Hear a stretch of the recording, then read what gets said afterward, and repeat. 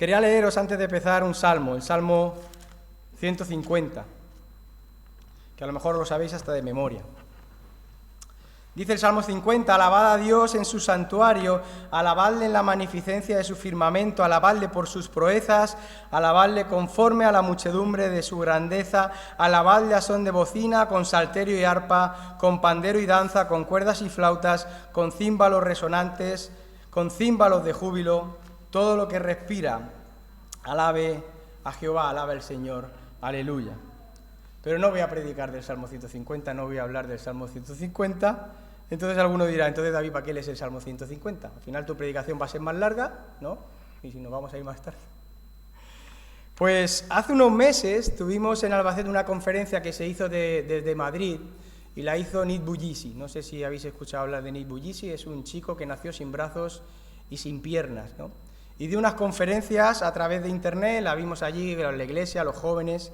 Y en esa conferencia tocó un grupo de música que se llama Salm 150, que supongo que sí lo conozcáis más, ¿no? Salm 150 en honor a este salmo que os he leído, ¿no? Todo que respira, alabe al Señor. Pero no sé si conocéis a Rosa y a Miguel. Rosa y Miguel son integrantes de ese grupo, ¿no? De ese grupo de música. Pues ellos perdieron a su hijo de 3 años en un accidente en el año 2013. Y a principios del año pasado, en el año 2022, falleció también su hija de 22 años. No sé si lo sabíais o no, lo habéis escuchado o no. Y a mí me sorprendía que a pesar de las circunstancias que habían vivido, ¿no? A pesar de esas pruebas, a pesar de ese dolor tremendo de haber perdido a sus 2 hijos, había sido, me parece, en febrero o marzo del año 2022, y las conferencias fueron en octubre, habían pasado 6-7 meses. Ahí estaban, alabando, sirviendo a Dios, dando testimonio de su fe cristiana, dando testimonio de su esperanza de vida eterna por todos aquellos que ponen su fe y su confianza en Jesús, ¿no? Y podíamos preguntarnos, ¿cómo es esto posible? ¿Cómo es esto posible, no? Que a pesar de esta desgracia, de todo esto tan tremendo, ¿no? Que puedas seguir aplicando el Salmo 150 en tu vida, ¿no? Dice Santiago, capítulo 1, versículo 2, versículo 3, echo de menos el mando, Domingo, va a cambiar las proyecciones. Dice, hermanos míos, tened por sumo gozo, como dice el Salmo 150, tened por sumo gozo cuando os halléis en diversas pruebas, sabiendo que la prueba de vuestra fe produce paciencia. Antes de venir me acordaba de Paco Avenza, que él siempre me decía, David, cuando vengas, tú vente preparado, ¿no? Tú vente preparado. Hay un chiste que dice, ya vengo preparado, ahora prepárate tú, ¿no? Pero no podía pasar de venir, la última vez que vine no prediqué, pero siempre que vengo, siempre vengo con la carga de compartir con vosotros la palabra. Y el título del pensamiento de esta mañana, en relación a lo que estaba contando, es la sumisión y la prueba de nuestra fe. Si puedes pasarla, ya aparece ahí el título, ¿no? Y como decía, la prueba de nuestra fe puede ser tremenda, como le pasó a estos hermanos, ¿no? A Rosa y a Miguel. Podemos llegar a pasar por pruebas que son tan fuertes que si no fuéramos sostenidos por ese poder sobrenatural de Dios, no podríamos soportarlo, ¿no? Pruebas que tocan la fibra más íntima de nuestro ser, ¿no? Pruebas que tocan incluso lo que más amamos, ¿no? En lo que más fuertemente podíamos llegar a creer incluso, ¿no? Lo que nunca pensamos que podría llegar a ocurrir en nuestra vida, ¿no? Y qué difícil es mantener la fe, ¿no? Incluso la esperanza. Cuando nos encontramos ahí en el fuego de la prueba, cuando todo me falla, cuando todo se tambalea, cuando pasan cosas tan fuertes que nos dejan atónitos, que nos dejan perplejos, ¿no? Que nos dejan escandalizados, descolocados, ¿no? Destrozados, desolados, ¿no? Pero la verdadera fe sale intacta, ¿no? La verdadera fe sale incluso reforzada porque Dios sostiene a los suyos. Y superar la prueba significa seguir manteniendo nuestra fe en Dios, a pesar de que todo a nuestro alrededor se tambalee, a pesar de que todo a nuestro alrededor se venga abajo, ¿no? Y eso es una evidencia de que verdaderamente tenemos el poder del Espíritu Santo de Dios obrando en nuestra vida, de que realmente somos sus hijos. ¿Conocéis al pueblo de Israel? El pueblo de Israel salió de Egipto, wow, yo creo que cantando el Salmo 150. Gozosos, alabando a Dios, tremendo, ¿no? Y salieron profesando fe en Dios, ¿no? Y fijaros, comieron el maná, bebieron agua de la roca, vieron multitud de milagros, vieron multitud de señales, pero ¿cuál fue su reacción en medio de las pruebas? Día tras día, una queja tras otra, ¿no?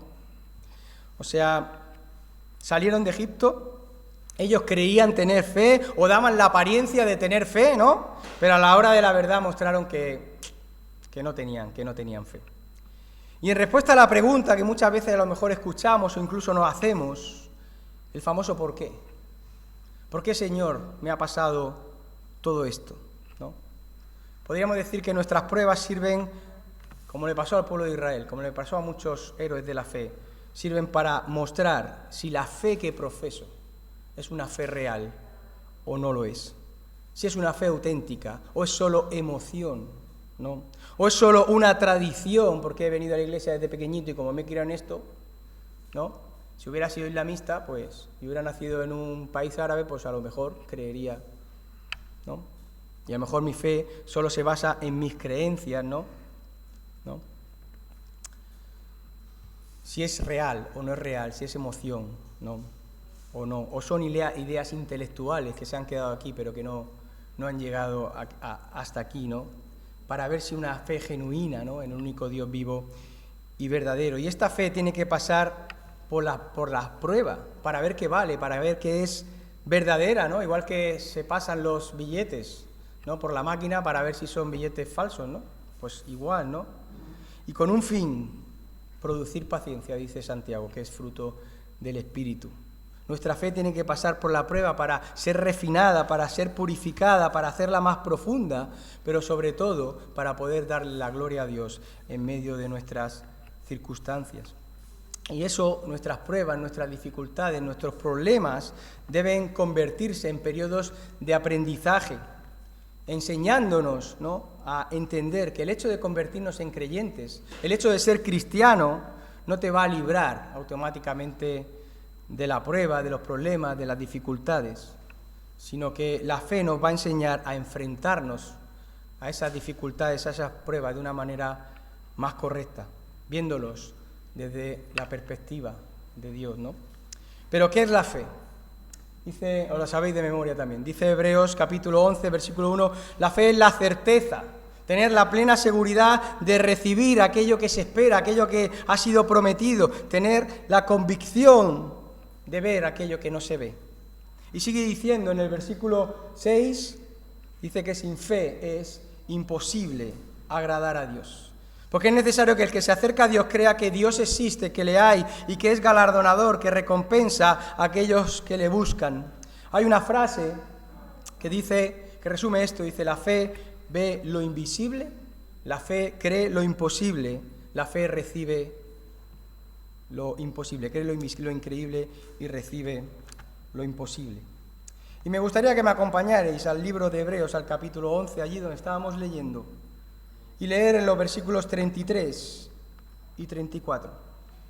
Hebreos 11, 33, dice allí, hablando de esos héroes de la fe, que por fe conquistaron reinos, hicieron justicia, alcanzaron promesas, taparon boca de leones, apagaron fuegos impetuosos, evitaron filo de espada, sacaron fuerza de debilidad, se hicieron fuertes en batalla, pusieron en fuga ejércitos extranjeros. Y es probable, esto es una suposición, que a lo mejor el escritor de Hebreos tuviera en mente al escribir estos versículos aquellos tres jóvenes que os he puesto en la foto de antes, del título, ¿no? Aquellos tres jóvenes relatados en el libro de Daniel, ¿no? Porque dice ahí que apagaron fuegos impetuosos, taparon boca de leones, ¿no? Pues a lo mejor tenía en mente a Daniel y tenía en mente a aquellos amigos de Daniel, ¿no?, que tuvieron que entrar en ese horno de fuego, ¿no? Y es casi imposible, ¿no?, imaginarnos que alguno de nosotros tuviera que entrar hoy en día en un horno de fuego literal, ¿no? Pero a veces olvidamos a hermanos y hermanas que están siendo perseguidos en otros países, Nosotros allí en Albacete todos los domingos oramos en la iglesia por un país perseguido. Y hermanos que están sufriendo situaciones similares a las que podemos encontrar aquí en el libro de Hebreos. Porque fijaros, en el versículo 35 dice que otros fueron atormentados. En el 36 dice, otros experimentaron vituperios, azotes, prisiones, cárceles, otros fueron apedreados, aserrados, puestos a prueba, muertos a filo de espada. Anduvieron de acá para allá, cubiertos de pieles de ovejas, de cabras, pobres, angustiados, maltratados, de los cuales el mundo no era digno, errando por los desiertos, por los montes, por las cuevas y por las cavernas de la tierra. Hay hermanos y hermanas que están siendo perseguidos y que están pasando por prisiones, por cárceles, que le están quemando sus casas, que se están llevando a sus hijos, que están siendo incluso brutalmente asesinados, ¿no? Si queremos ser fieles al Señor, vamos a comprobar el significado también de las palabras del apóstol Pedro, en Primera de Pedro, cuando dice, amados, no sorprendáis del fuego de la prueba que os ha sobrevenido como si alguna cosa extraña os aconteciese, sino gozaos por cuanto sois participantes de los padecimientos de Cristo, para que también en la revelación de su gloria os gocéis con gran alegría. Si sois vituperados por el nombre de Cristo, sois bienaventurados, porque el glorioso Espíritu de Dios reposa sobre vosotros. Así que ninguno de vosotros padezca como homicida, ladrón, malhechor o por entrometerse en lo ajeno, pero si alguno padece como cristiano, no se avergüence, sino glorifique a Dios por ello. No existe inmunidad a las pruebas para los creyentes, para los cristianos. No somos inmunes a ellos y por eso tenemos que tomarlas como parte de nuestra experiencia. El Señor no nos promete una vida carente de tormentas, pero sí nos promete, como una hermana estaba orando, que es posible tener paz en medio de la tormenta. El Señor Jesucristo dijo en Juan 16, 33, estas cosas os he hablado para que en mí tengáis paz. En el mundo tendréis aflicción, pero confiad, yo he vencido al mundo. Y en Filipenses el siguiente dice, porque a vosotros os es concedido a causa de Cristo, no solo que creáis en Él, sino también que padezcáis por Él. Y cada día somos tentados a no obedecer. Somos tentados incluso a negar a Dios, ¿no? Somos tentados a mentir. Yo creo que el pecado más al alcance de la mano, ¿no? Somos tentados a no tener en cuenta a Dios en nuestras decisiones de nuestra vida, en lo que vamos a hacer o no vamos a hacer, ¿no? En nuestras decisiones, somos tentados incluso en nuestros actos, ¿no? El apóstol Pablo decía en Romanos, porque no hago el bien que quiero, sino el mal que no quiero, eso hago. Yo no sé si es que me voy haciendo cada vez más mayor, pero cada día veo más presente ese versículo en mi vida, ¿no? Intentas hacer las cosas, pero como decía el apóstol, el mal que no quiero, eso es lo que hago, y el bien que quiero, me cuesta más hacerlo. Y me gustaría en esta mañana que pudiéramos aprender de la experiencia de aquellos tres jóvenes, como decía Domingo, ¿no? Juntarnos con los jóvenes, pues vamos a aprender de aquellos tres jóvenes, ¿no? De Sadrac, de Mesac, de Abednego, de Ananías, Misael y Azarías. No son 6, he dicho 6 nombres, pero son 3, ¿vale? El nombre en hebreo y el nombre que le cambiaron cuando llegaron allí a Babilonia, ¿no? Y me gustaría aprender de ellos para animarnos a tener victoria, ¿no? Fijaros, esos tres jóvenes tuvieron que enfrentar en este capítulo 3, enfrentarse a la prueba sin el respaldo de su amigo Daniel. En el capítulo 1 y 2 sí vemos que Daniel estaba con ellos, pero la palabra no nos dice en este capítulo 3 por qué Daniel no estaba con ellos, ¿no? Y me gustaría ver 5 aspectos de su historia de los cuales podemos aprender cada uno de nosotros. 5 aspectos relacionados con la fidelidad y con la confianza en Dios. Y os pregunto, ¿confiáis en Dios? No hace falta que lo digáis en voz alta, pero decidlo para vosotros. ¿Confío en Dios? ¿No? ¿De verdad? ¿Confío en Dios? ¿Confiamos en Dios? Pues os digo que si confiáis en Dios, vuestra fe va a ser puesta a prueba. Vuestra fe va a ser puesta a prueba si confiáis en Dios. Si no confiáis en Dios, pues da igual, ¿no? Me gustaría que me acompañarais ahí al libro de Daniel, al capítulo 3. Dice allí en el versículo 1 que el rey Nabucodonosor hizo una estatua de oro cuya altura era de 70 codos, su anchura de 6 codos, la levantó en el campo de Dura en la provincia de Babilonia. Versículo 3 dice, y fueron pues reunidos los sátrapas, magistrados, capitanes, oidores, tesoreros, consejeros, jueces y todos los gobernadores de la provincia a la dedicación de la estatua que el rey Nabucodonosor había levantado, y estaban en pie delante de la estatua que había levantado el rey.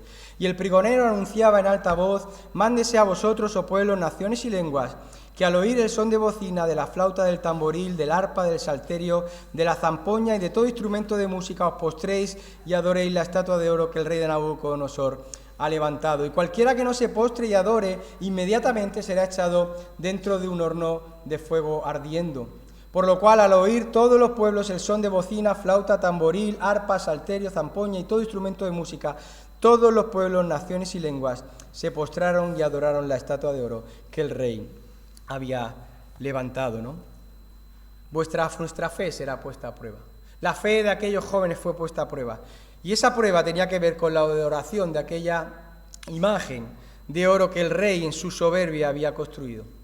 Una imagen que tenía 30 metros de alto.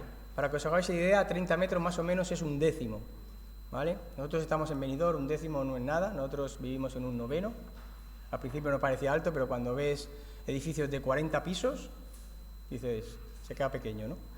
Pero imaginaros un edificio de 10 plantas de altura, ¿no? Esos son los 30 metros, y 3 metros de ancho, ¿no? Y la orden del rey era que todos los súbditos, todos los presentes, todos los que estaban allí en aquella dedicación tenían que postrarse delante de la estatua, ¿no? Y cualquiera que no lo hiciese ya sabía lo que iba a pasar, ¿no? Iba a ser castigado, iba a ser lanzado a un horno de fuego ardiendo. Yo me gustaría que nos pusiéramos en la piel de aquellos 3 jóvenes, ¿no? A lo mejor es difícil imaginarnos de estar allí, tal, con los demás, un horno de fuego, una imagen, ¿no? Pero lo voy a hacer más cercano. Imaginaros a nuestros hermanos que están siendo perseguidos, ¿no? O niegas tu fe, o vas a ser degollado. O niegas tu fe, o te vamos a quemar tu casa. O niegas tu fe y nos llevamos a tus hijos. Imaginaros otro ejemplo, el anticristo. Si no adoras al anticristo, si no llevas la marca del anticristo, ¿no? Si no tienes ese certificado, no vas a poder comprar alimentos para ti, ni para tus hijos, ni para tu familia. No vas a poder comprar medicinas para ti, para tu familia, ¿no? ¿Qué harías? ¿No? Imaginaros que el gobierno dicta una ley contraria a Dios, una más, de las que ya ha legalizado, ¿no? Pero imaginaros que la hace de obligado cumplimiento. ¿Qué harías? ¿No? Si confiamos en Dios, nuestra fe va a ser puesta a prueba. No es de extrañar que todo el mundo se postrara y adorara aquella imagen, ¿no? Todos. Ya conocemos la historia, ¿no? Dice el versículo 8, en aquel tiempo algunos varones caldeos vinieron y acusaron maliciosamente a los judíos y dijeron, hay unos varones judíos los cuales pusiste sobre los negocios de la provincia de Babilonia. Da la sensación como que por envidia, ¿no? Como los pusiste ahí en altos cargos, mira lo que hacen, ¿no? Sadrach, Mesach, Abednego, estos varones, oh rey, no te han respetado, no adoran tus dioses, ni adoran la estatua que has levantado. ¿Y por qué no lo hicieron? Porque estos jóvenes no iban a quebrantar de ninguna manera, ¿no?, el segundo mandamiento dado por Dios en Éxodo, postrándose y adorando a la imagen. No te harás imagen ni ninguna semejanza de lo que esté arriba en el cielo, ni abajo en la tierra, ni en las aguas debajo de la tierra, y no te inclinarás a ellas, no las honrarás, porque yo soy Jehová tu Dios. Así que rehusaron postrarse y no renunciar a su Dios, costara lo que costara, ¿no? ¿Dónde va Vicente? ¿Dónde va la gente?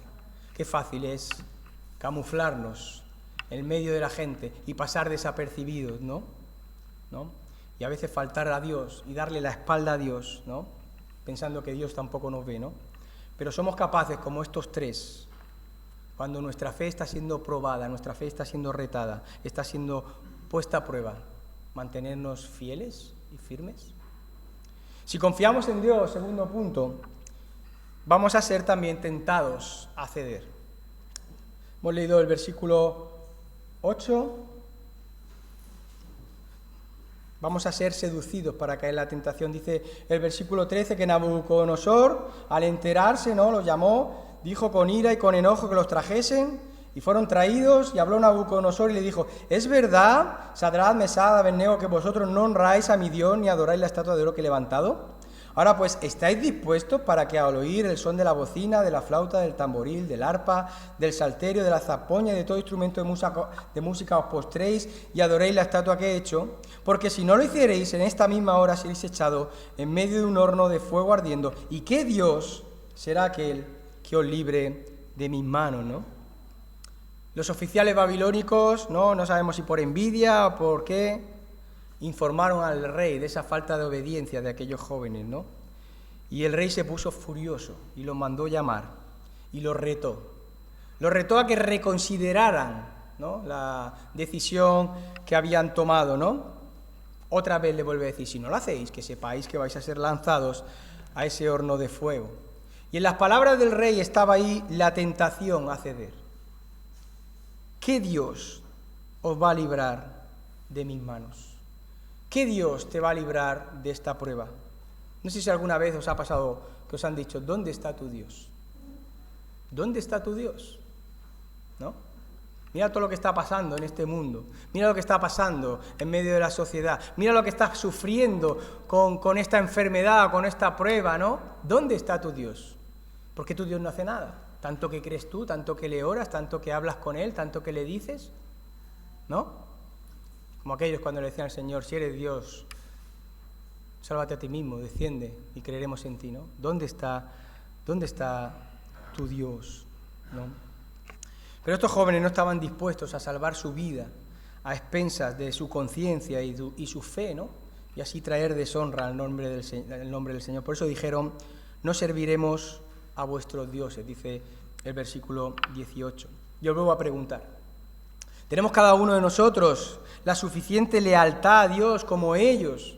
¿Y somos capaces de enfrentarnos a retos, a tentaciones que nos van a incitar todos los días a ceder? Como por ejemplo, como os he dicho antes, la mentira, o el orgullo, ¿no?, o el egoísmo, o la avaricia, o tantas y tantas cosas que tenemos ahí delante, que se nos ponen, ¿no?, al alcance de la mano, ¿no? Moisés tuvo una tentación similar en Hebreos capítulo 11. Dice que por la fe, hecho ya grande, rehusó llamarse hijo de la hija de Faraón y escogió antes ser maltratado con el pueblo de Dios que gozar de los deleites temporales del pecado. ¿Por qué? Porque tenía por mayores riquezas el vituperio, la humillación, el sacrificio de Cristo, que los tesoros de los egipcios, que lo que el mundo le pudiera ofrecer. Porque tenía puesta la mirada en el galardón. Así que por la fe dejó a Egipto y no temió la ira del rey, del faraón. ¿Por qué? Porque se sostuvo como viendo al invisible. Porque la fe ve lo invisible, cree lo increíble y recibe lo imposible. Si confiamos en Dios, vamos a ser tentados a ceder. Si confiamos en Dios, tercer punto, os lo he puesto ahí en afirmativo, pero me ha faltado ponerle dos interrogantes. Si confiamos en Dios, con confianza nos vamos a someter a su voluntad. ¿Vamos a ser capaces de someternos con fe y con confianza a su voluntad? ¿A lo que Él quiera para nuestra vida? Eso son palabras mayores, ¿eh? Porque no sabes cuál es la voluntad de Dios para tu vida, ¿no? Dice el versículo 17 y 18, contestaron aquellos jóvenes, dice: he aquí, nuestro Dios a quien servimos puede librarnos del horno de fuego ardiendo, y de tu mano, oh rey, nos librará. Y si no, sepas, oh rey, que no serviremos a tus dioses, ni tampoco adoraremos la estatua que has levantado, ¿no? A pesar de esa terrible situación que afrontaban, ¿no?, se negaron a postrarse delante de aquella imagen, ¿no?, de adorar la imagen, porque solo confiaban en Dios. Y fijaros, esa confianza tenía un doble aspecto, al igual que para nosotros, un doble aspecto. El primero, a lo mejor es más fácil, el segundo cuesta más. El primer aspecto es que confiaban en el poder de Dios. Dice en el versículo 17, nuestro Dios puede librarnos. Y yo creo que nosotros todos confiamos igual que ellos. No hay nada imposible para Dios, no hay nada demasiado difícil para Él. Sabemos que Dios tiene todo el poder, sabemos que Dios tiene todo el control, confiamos en eso. Y tenemos fe en eso, ¿verdad? Pero ahora viene el segundo aspecto. Confiaban en el propósito y la voluntad de Dios. ¡Wow! Dijeron, y si no, dice el versículo 18. Nuestro Dios tiene todo el poder. Nuestro Dios puede librarnos. Estamos convencidos que Dios nos va a librar de tu mano, oh Rey. Pero si no lo hace, ¿no? Aunque Él tenga todo el poder, tenga todo el control, aunque no lo haga, aunque su voluntad sea dejarnos sufrir y morir en ese horno de fuego, aunque no pueda entender cuáles son sus planes, aunque no puedan entender cuáles son sus propósitos para mi vida, ¿no? Hay un libro que os recomiendo leer que se titula Cuando lo que Dios hace no tiene sentido. Aunque no lo pueda entender, no importa. Aquellos jóvenes dijeron que de cualquier modo su voluntad es lo mejor. ¿En serio?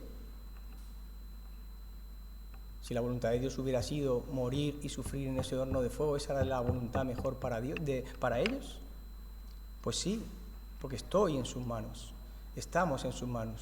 No sabemos qué es lo mejor para nosotros. Pensamos que es una cosa, pero el Señor tiene preparado otra, ¿no?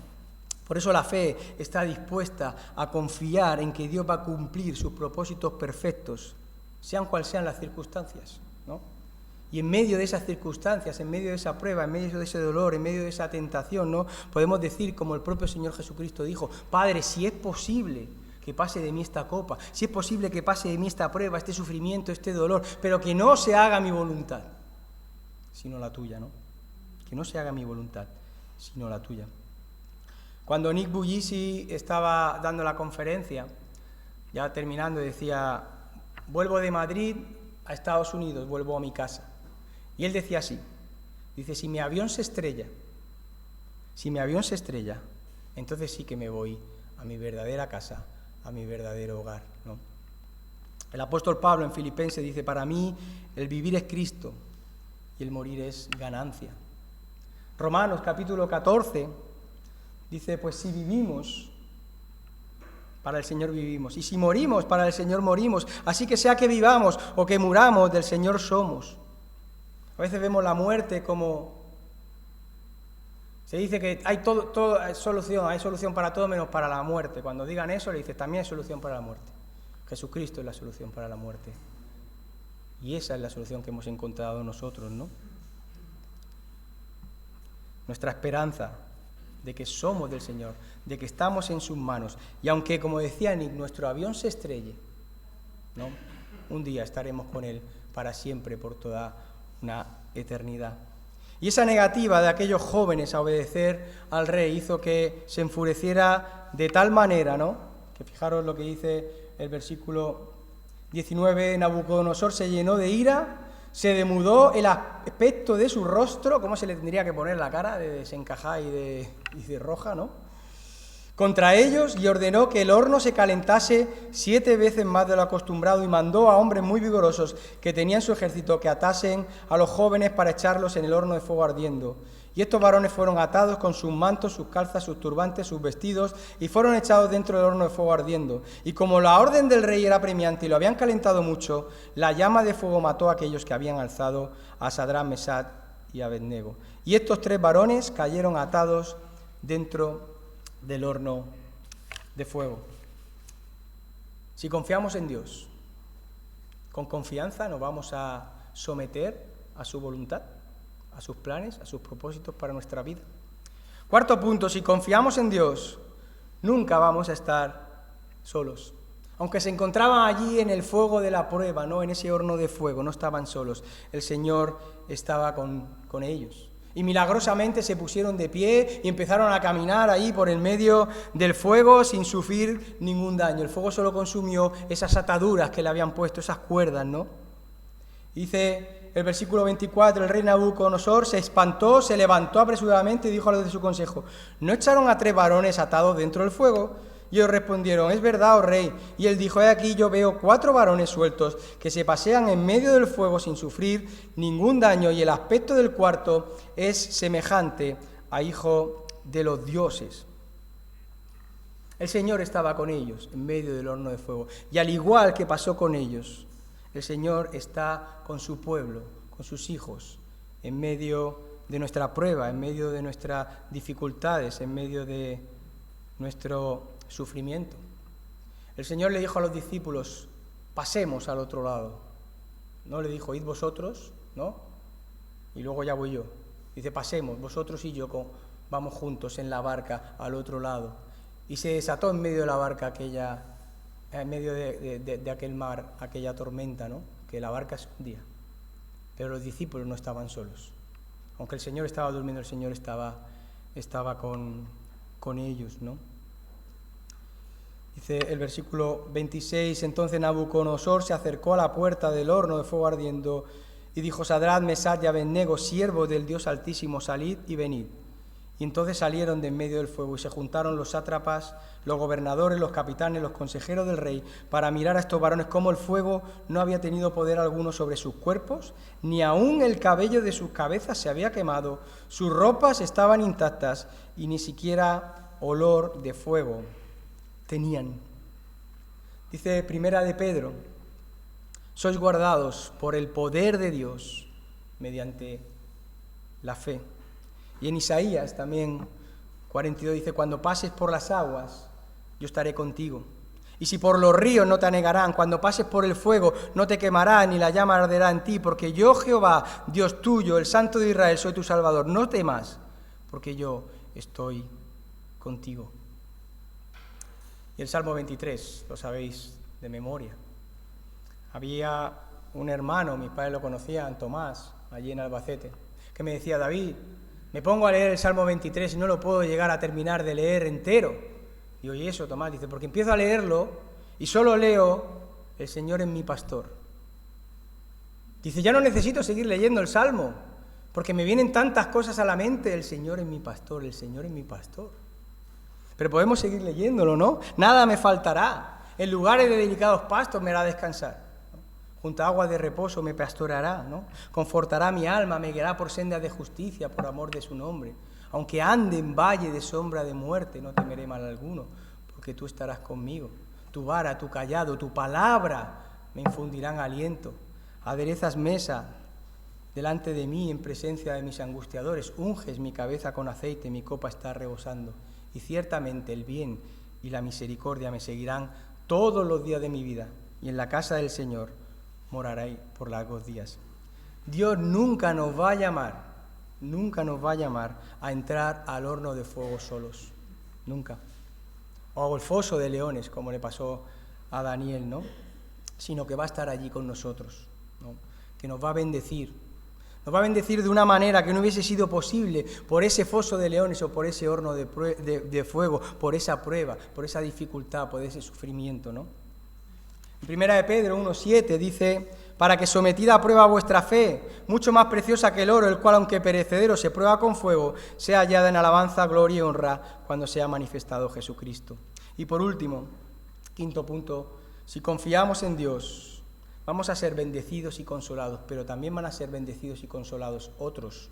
Y otros van a poder también darle la gloria a Dios. Fijaros, versículo 28, entonces Nabucodonosor dijo, bendito sea el Dios de ellos, de Sadrach, de Mesach, de Abednego, que envió su ángel, libró a sus siervos que confiaron en él y que no cumplieron el edicto del rey y entregaron sus cuerpos antes que servir y adorar a otro Dios que su Dios. Por lo tanto, decreto que todo pueblo, nación o lengua que dijere blasfemias contra el Dios de ellos sea descuartizado y su casa convertida en muladar, por cuanto no hay Dios que pueda librar como este. Y entonces el rey engrandeció a Sadrach, Mesach y Abednego en la provincia de Babilonia. Tremendo. Un rey pagano, diciendo lo que vemos aquí, ¿no? Diciendo estas palabras. Bendito sea el Dios de ellos. No hay Dios como este que pueda hacer estas obras, que pueda salvar como este, ¿no? Y encima hace un decreto para que nadie dijera blasfemia contra el Dios de Israel, ¿no? Qué distinto hubiera sido si aquellos 3 jóvenes hubieran claudicado. Qué distinto hubiera sido que aquellos jóvenes se hubieran hecho lo que hicieron los demás. Pasar desapercibidos. Aquí no nos ven. Arrodíllate ahora.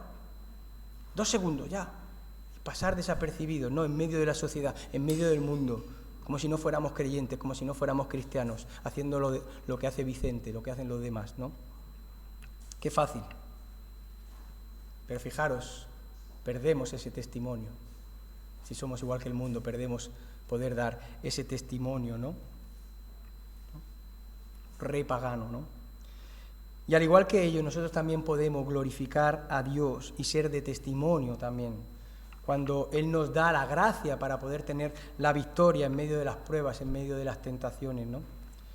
No olvidemos que las pruebas también van a poder servir, ¿no?, para ser de bendición a otros, para poder consolar a otros, con ese mismo consuelo, ¿no?, y con esa misma bendición que hemos recibido de parte del Señor cuando hemos pasado nosotros por tribulaciones, por angustia, por sufrimiento, ¿no?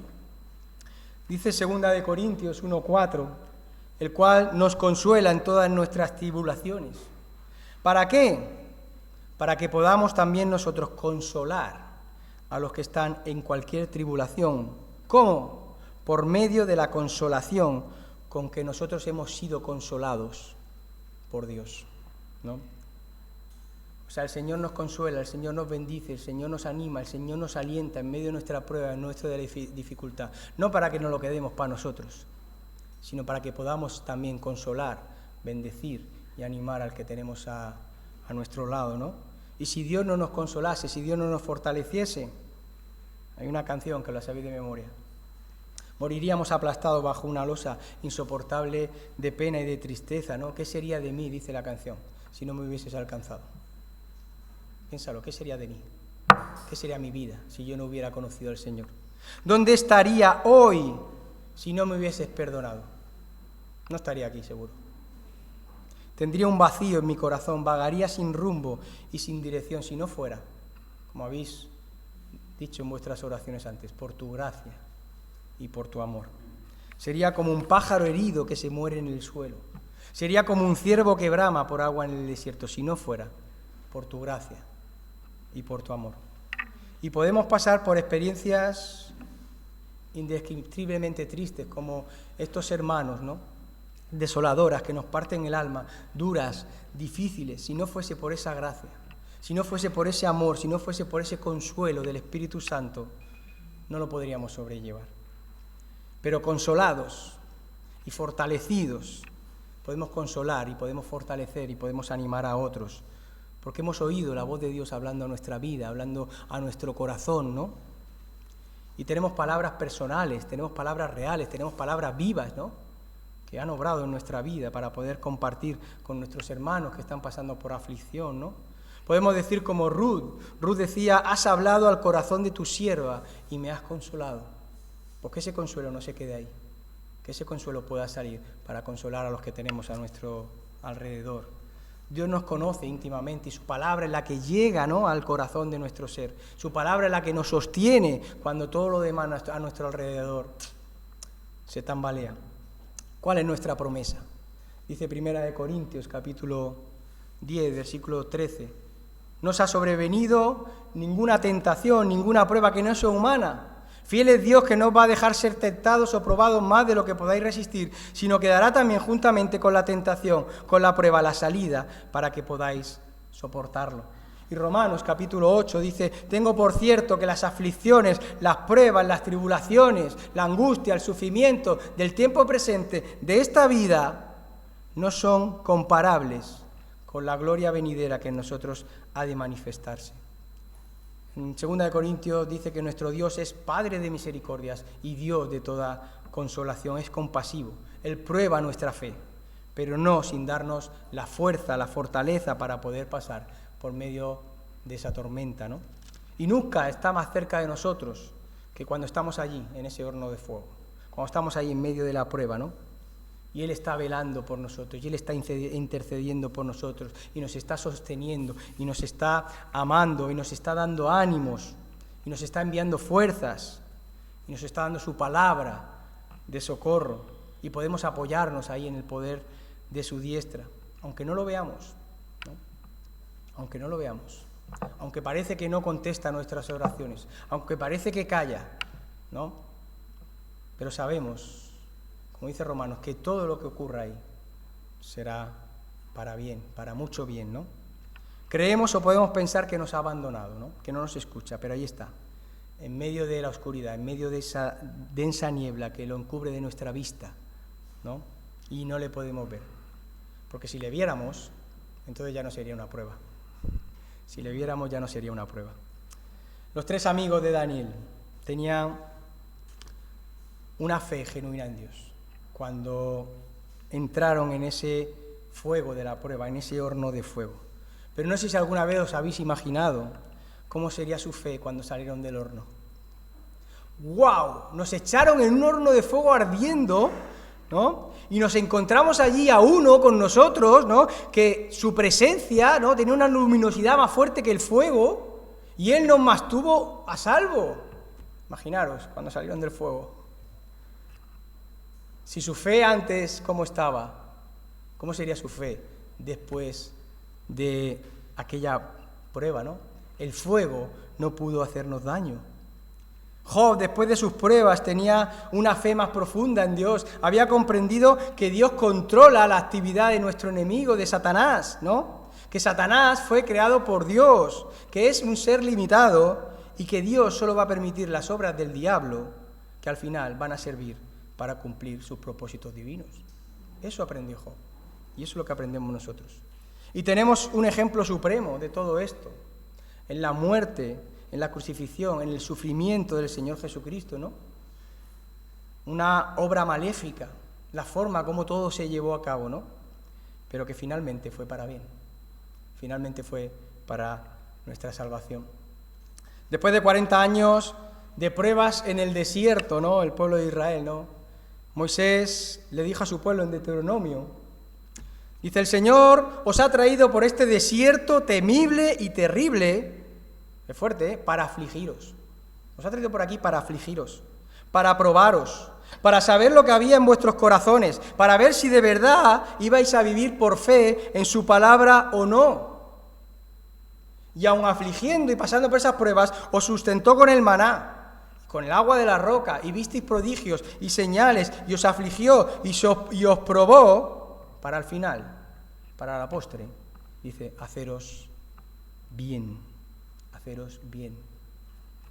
Dios va a usar todo lo que nos pasa para bien y para gloria de su nombre. Hay un himno, no sé si lo conocéis, que dice, no juzguéis por los sentidos los designios del Señor, si parece que las pruebas contradicen su amor. No juzguéis por los sentidos los designios del Señor, si parecen que las pruebas contradicen su amor. Descansad en sus promesas, en su gracia confiad. Estas sombras son el manto con que envuelve su bondad. Esas sombras, esas tinieblas que se nos pueden poner a nuestro alrededor, son el manto con que nos envuelve la bondad de Dios, ¿no? Porque todo al final obrará para bien, ¿no? Dios no va a permitir que seamos probados más allá de nuestras fuerzas, siempre va a dar una salida. Él nos sostiene, está con nosotros, aunque no lo veamos, y al final nos va a hacer bien. Una hermana pasó por una prueba tremenda. Su marido cayó víctima de la enfermedad del Alzheimer y la familia lo pasó muy mal.